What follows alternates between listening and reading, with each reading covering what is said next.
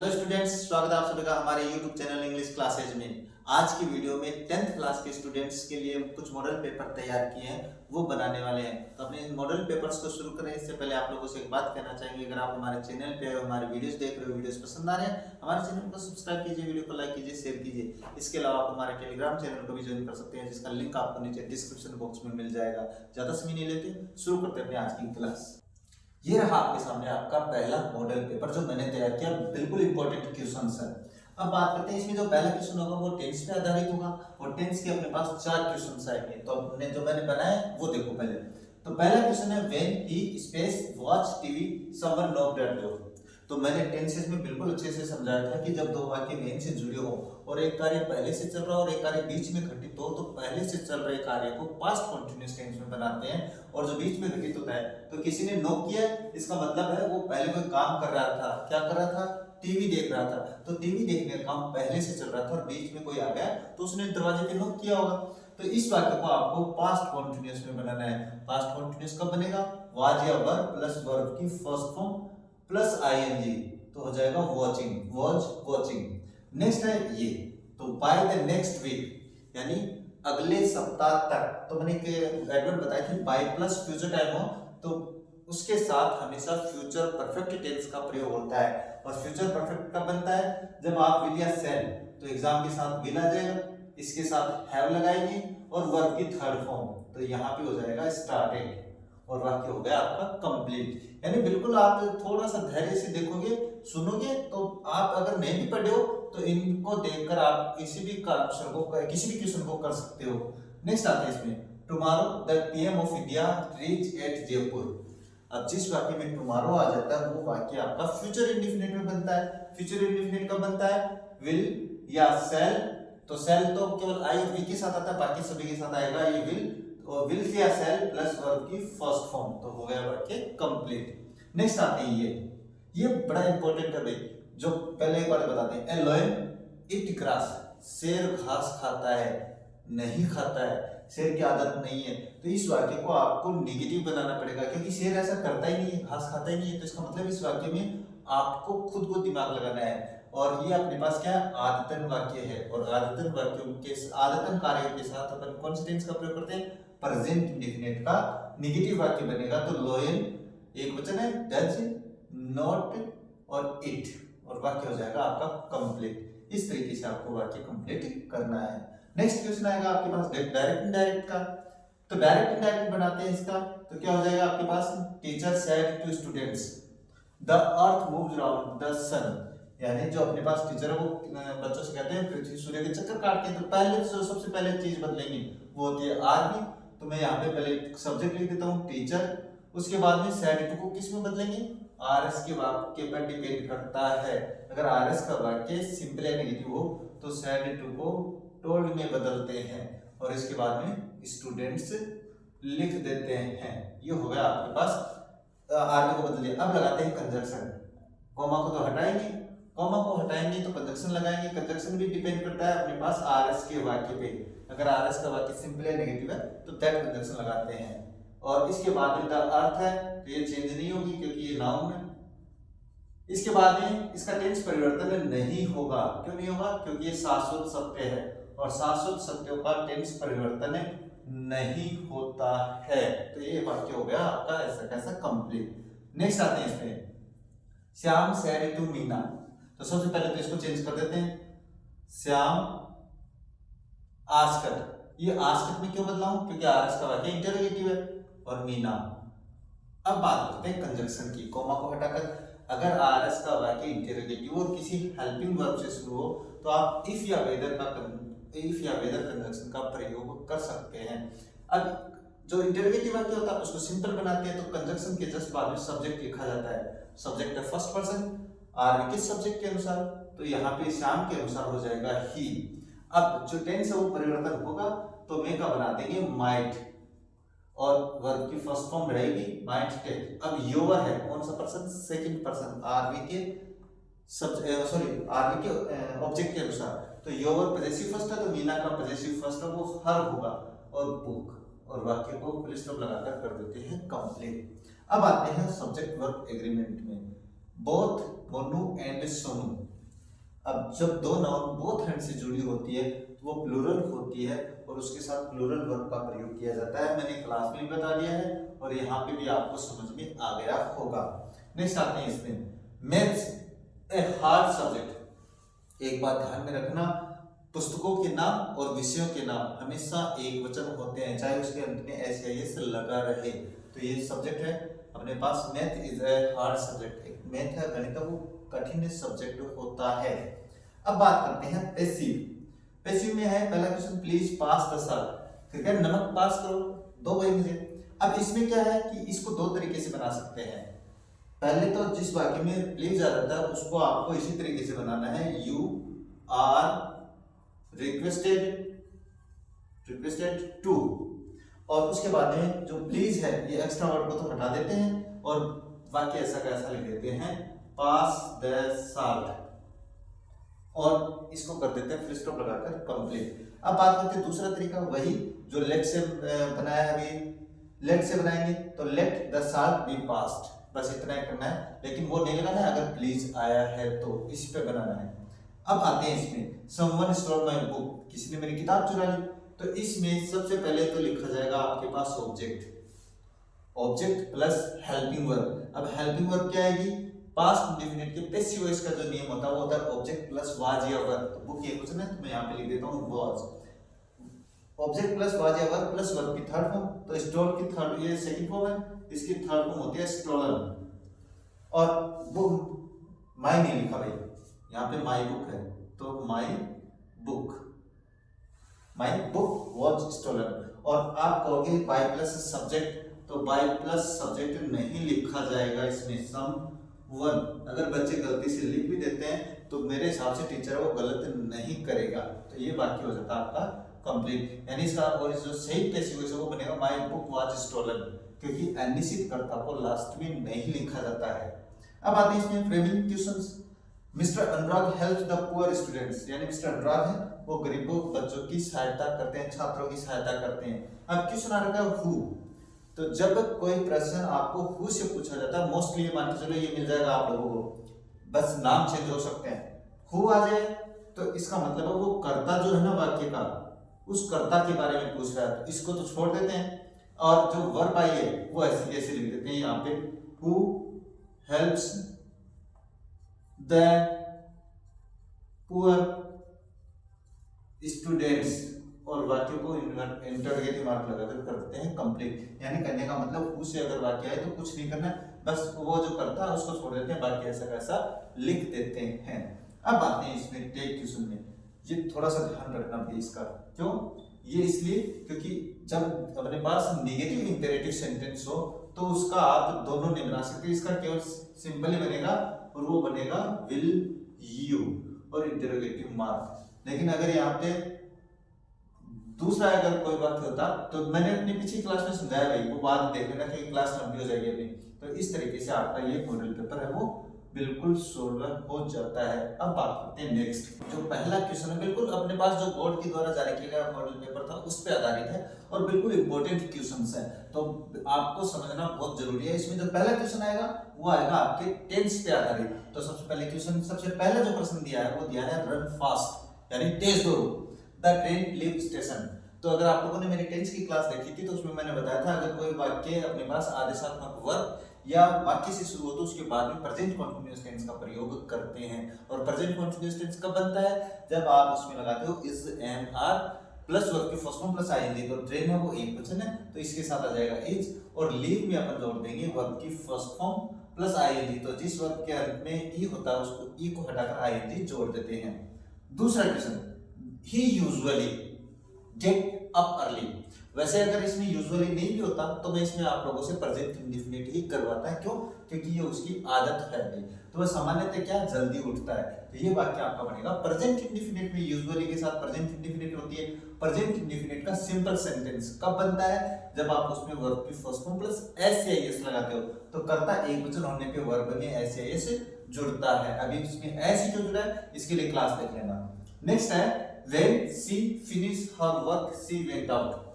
अब ये वाक्य आपको बिल्कुल कंफ्यूजन कर सकता है, कैसे, क्योंकि इसमें मैंने एक बात बताई थी कि जब दो वाक्य वेन से जुड़े हों और एक वाक्य में अपने पास पूर्णता दर्शाने वाली वर्ब आई और दूसरे वाक्य में पास्ट इंडेफिनिट टेंस का प्रयोग किया हो, तो इसके साथ जो अपने पास पूर्णता दर्शाती है इसके साथ आपको पास्ट परफेक्ट टेंस का प्रयोग करना है।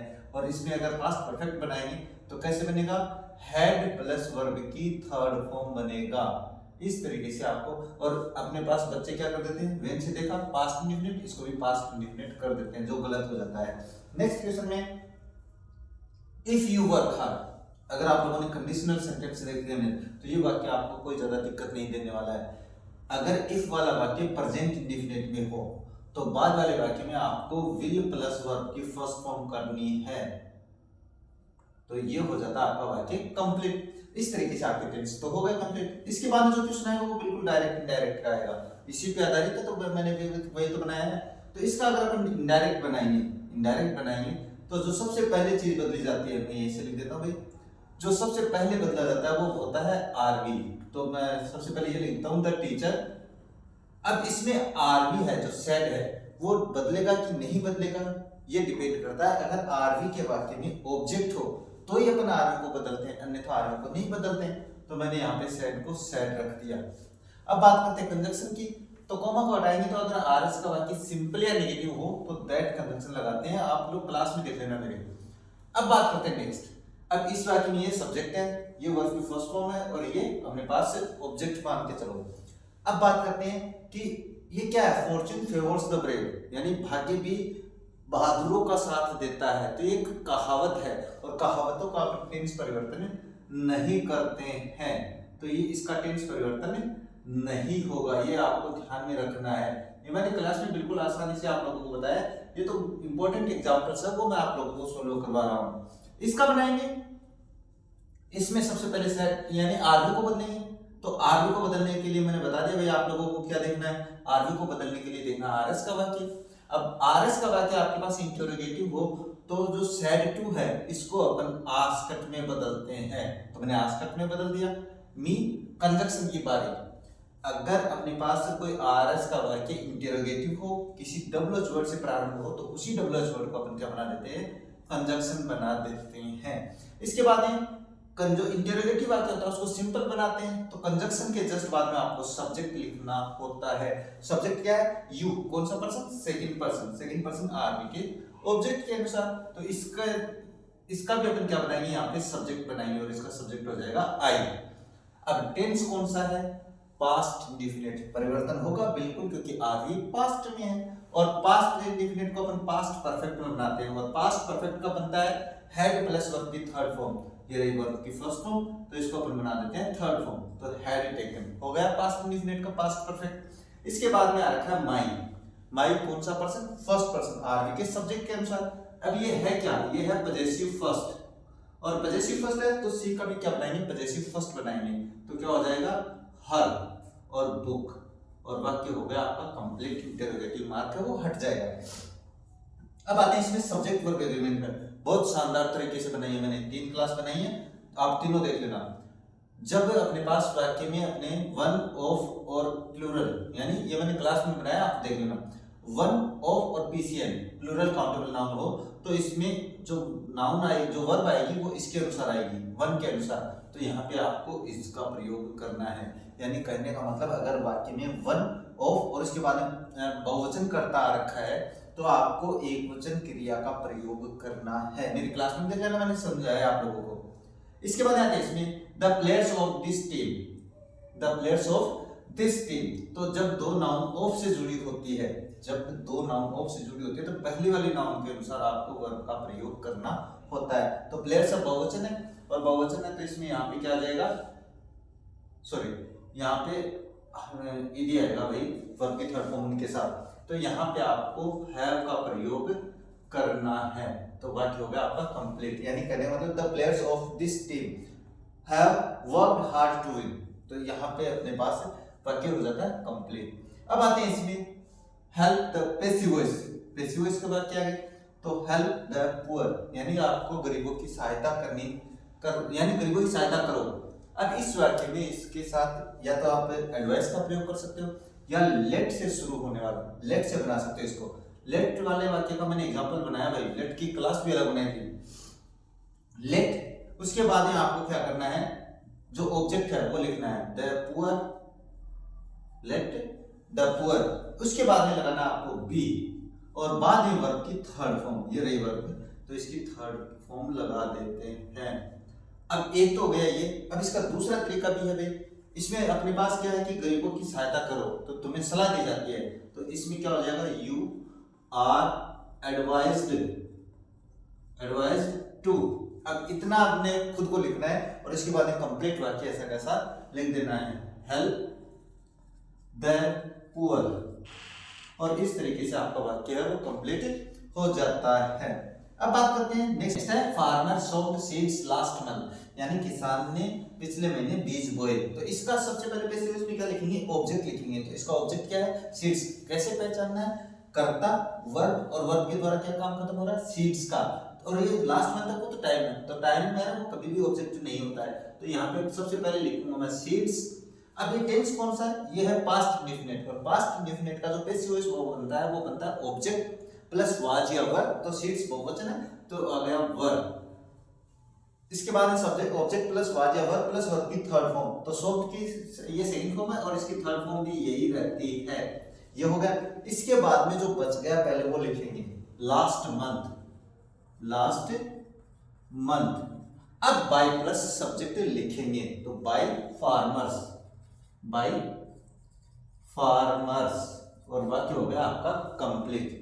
अब इसके बाद में बात करते हैं नेक्स्ट, फ्रेम क्वेश्चन, यानी आपको एक क्वेश्चन बनाना है। अब इसको आपको शुरू करना है हाउ से, यानी हाउ दे रखा है, तो इसका मतलब है कैसे।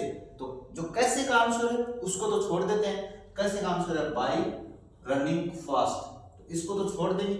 अब आते हैं यहाँ पे टेंस का, जो अपने पास क्वेश्चन है वो कैसे बनता है, WH word plus helping verb. तो टेंस कौन सा है, पास्ट इंडेफिनिट। पास्ट इंडेफिनिट की एक ही हेल्पिंग वर्ब होती है डिड, तो वो मैंने लिख दी यहाँ पे। अब बात करते हैं क्या लिखा जाएगा, हाउ डिड, उसके बाद में सब्जेक्ट, और उसके बाद में वर्ब, लेकिन डिड के साथ हमेशा वर्ब की फर्स्ट फॉर्म आती है, हाउ डिड ही विन।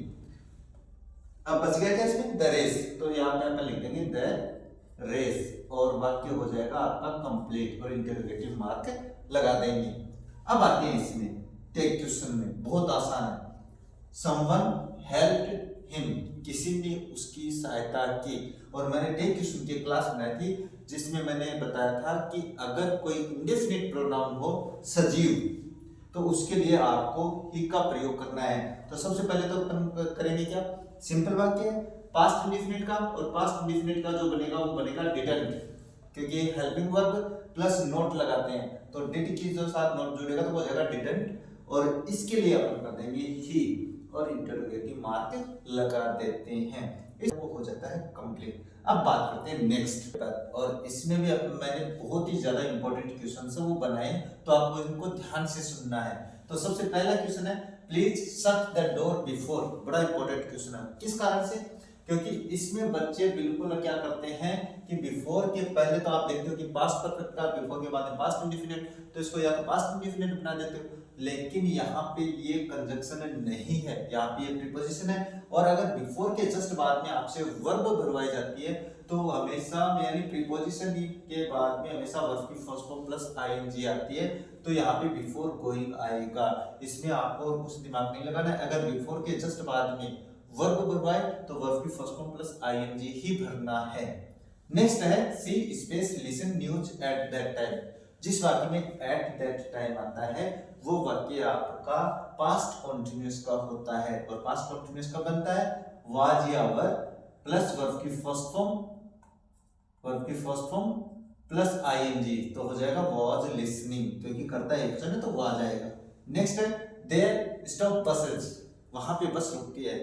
अगर आप लोगों को नहीं कंफ्यूजन है, अगर आप लोगों ने नहीं देखा है, नहीं सुना है, तो मैं बता देता हूँ कि देर से स्टार्ट होने वाले वाक्य के बाद में जो वर्ब भरी जाती है, तो देर से स्टार्ट होने वाला वाक्य वो प्रेजेंट इंडेफिनिट में बनता है, और वर्ब है वो बाद वाले कर्ता के अनुसार आती है, और बाद वाला कर्ता बसेस बहुवचन है, तो प्रेजेंट इंडेफिनिट में तो वर्ब की फर्स्ट फॉर्म आएगी, उसमें ऐसे ऐसे नहीं जुड़ेगा, यानी देर से स्टार्ट होने वाला वाक्य है वो प्रेजेंट इंडेफिनिट में बनता है।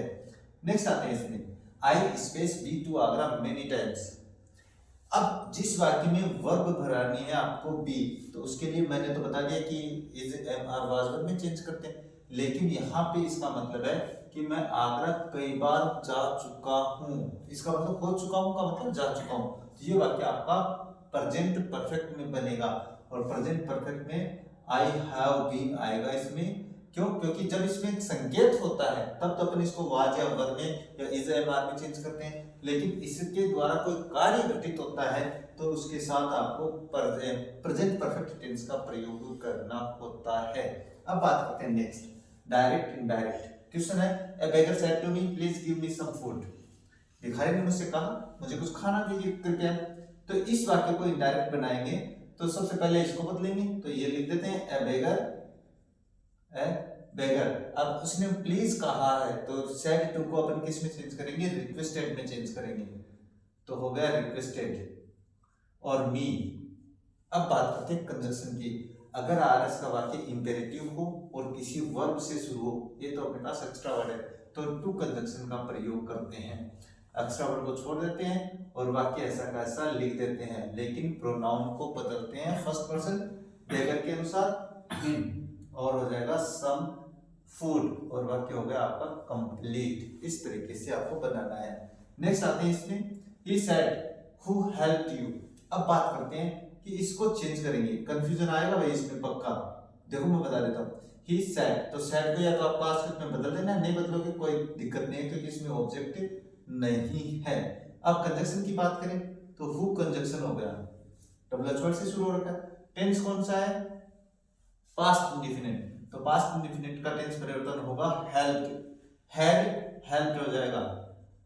अब बात करते हैं इसकी, ये कौन सा पर्सन? सेकंड पर्सन, आरवी के ऑब्जेक्ट के अनुसार। ऑब्जेक्ट तो है ही नहीं, तो फिर कहां से बनाओगे? तो फिर यहाँ पे थर्ड पर्सन, यहाँ पे सेकंड पर्सन, फर्स्ट पर्सन रह गए। यहाँ पे इमेजिन कर लो कि यहाँ पे मी था, तो यहाँ पे कर देना है मी और फुल स्टॉप लगाकर वाक्य को कर देना है कंप्लीट। ये वाक्य आपको बिल्कुल कंफ्यूजन में कर सकता है। अब आते हैं सब्जेक्ट वर्ब एग्रीमेंट में। देयर आर टू बुक्स, एक सब्जेक्ट वर्ब एग्रीमेंट का बड़ा इंपॉर्टेंट है। किस तरीके से? देयर आर टू बुक्स, वहां पे तो किताबें नाइदर, और जब नाइदर सब्जेक्ट के रूप में काम करता है तो इसके साथ हमेशा वर्ब की जो सिंगुलर वर्ब है यानी एक वचन क्रिया का प्रयोग किया जाता है। अब आते हैं इसमें, the people who good get good. अब यहाँ पे डू और डज दिया हुआ है, तो अब यहाँ पे किसके अनुसार भरोगे? तो रिलेटिव प्रोनाउन से पहले वाले कर्ता के अनुसार आपको वर्ब भरनी है। वर्ब में कर्ता क्या है? पीपल, एक वचन है बहुवचन? बहुवचन, तो इसमें से बहुवचन क्या है? इसमें से डू बहुवचन है, तो मैं यहाँ पे डू कर देता हूँ, यानी लोग जो अच्छा करते हैं अच्छा पाते हैं। तो यहाँ पे नेक्स्ट आते हैं, पैसिव वॉइस बनाना है। अब ये पैसिव वॉइस आपको थोड़ा सा संभल के करना चाहिए। इसका पैसिव वॉइस बनाएंगे तो किस तरीके से बनाएंगे? देखो, one of my friends one gold medal in ग्रामीण ओलंपिक। तो इस वाक्य का सब्जेक्ट है वो ये है वन ऑफ माई फ्रेंड्स, क्योंकि ये रहा, और वन वर्ब की second form gold medal in ग्रामीण ओलंपिक। तो यहाँ पे हो जाएगा गोल्ड मेडल, गोल्ड क्योंकि ऑब्जेक्ट लिखना है, गोल्ड मेडल। अब टेंस कौन सा? पास्ट इंडेफिनिट, अभी बताया था, तो वाज आ जाएगा। उसके बाद में वर्ब की थर्ड फॉर्म वन रहेगी, तो गोल्ड मेडल वाज वन। अब कहा जीता गया था, तो जो बच गया पहले वो इन ग्रामीण ओलंपिक। अब जो सब्जेक्ट है वो पूरा लिखा जाएगा। ऐसे सब्जेक्टों को लिखते हैं भाई, by one of my friends. अब ऐसा क्वेश्चन अपने पास बोर्ड एग्जाम में पूछा गया है, तो थोड़ा सा देख लेना इसको संभल के। अब आते हैं इसका पैसिव वॉइस बनाएंगे, तो इसका पैसिव वॉइस बनाएंगे क्या लिखे? Don't disturb me. तो या तो इसको ऐसे कर दो, यू आर ऑर्डर्ड। अब डोंट आया है, तो अगर डोंट नहीं है अपने पास, डोंट है तो होता है, तो यहाँ पे अपन नोट टू का प्रयोग करते हैं और उसके बाद इसको छोड़कर बाकी कंप्लीट ऐसा कैसा लिख देते हैं। तो आप भी बिल्कुल ऐसे ही कर देना, ज्यादा दिमाग लगाने की आवश्यकता नहीं है। अगर यहाँ पे डोंट है तो टू से पहले नोट और लगा देना। अब बात करते हैं फ्रेमिंग क्वेश्चन। अगर आपका आंसर यस और नो में है तो वहां पे आपको क्वेश्चन है, इसमें कोई डबल वर्ड से नहीं शुरू करना है, हेल्पिंग वर्ब से शुरू करना है। टेंस देखेंगे, टेंस है past present indefinite, present indefinite की है दो सहायक क्रिया होती है डू और डज। अब डू लिखूंगा, अगर आई दिया हो फर्स्ट पर्सन उसको सेकंड पर्सन में, सेकंड पर्सन को फर्स्ट पर्सन में, तो आई से फर्स्ट पर्सन है इसको सेकंड पर्सन में आएंगे तो डू यू। और वर्ब अब अपने पास हेल्पिंग वर्ब आ गई, सब्जेक्ट आ गया, और अब आएगी वर्ब लाइक, और उसके बाद में ड्राइविंग, ड्राइविंग बाइक। अब वाक्य को जो इंटरोगेटिव मार्क वो लगाकर कर देता हूं कंप्लीट। अब आते हैं इसमें टेक क्वेश्चन में, I am your good friend, तो आई एम।